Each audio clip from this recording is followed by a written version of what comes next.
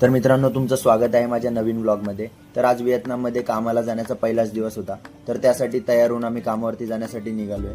तर कंपनी इथून 5 ते 10 मिनिटाच्या वॉकेबल डिस्टन्सवरती होती। तर त्यामुळे आम्ही चालतच चाललो होतो। तर तुम्हाला इथे फोर्क लिफ्ट दिसत असेल, तर हे बघून तुम्हाला समजलंच असेल की इंडस्ट्रियल एरिया आलाय।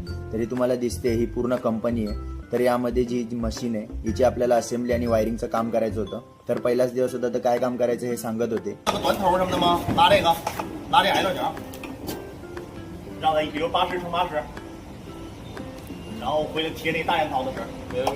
त्यांची भाषा तर काय समजली नाही, पण ते बोलले हा काय करतोय ते बघ आणि ते तुला काम करायचंय।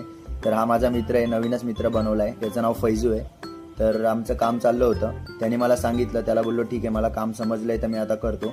तर हा केबल ट्रे आहे, याला जॉईंट करायचं होतं। तर त्यासाठी मी मार्किंग करून घेतली आणि ही प्लेट आहे याला स्क्रूशी कनेक्ट करून लावायचं होतं। तर त्यासाठी आता मी ड्रिलिंग करतोय। आता जेवायचा टाइम झालेला, तर त्यामुळे बघायला गेलो की कुठे हॉटेलमध्ये जेवण मिळतंय का। तर तिथे गेल्यावरती बघू शकतात तुम्ही, एकदम पूर्ण एरिया इथे मार्केटवाला। तर इथे आम्ही जेवायला गेलो, तिथं सर्व नॉनव्हेज डिशेस होत्या। मी माळकरी असल्यामुळे मी तर नॉनव्हेज खात नाही, मग त्यामुळे फ्रूट्स आणि काहीतरी नाश्ता टाइमपास घेतला आणि खाऊन मग आता परत कामाला सुरुवात केलेली। तर यांच्यासोबत बोललो जरा टाइमपास व्हिडिओ बनवूया।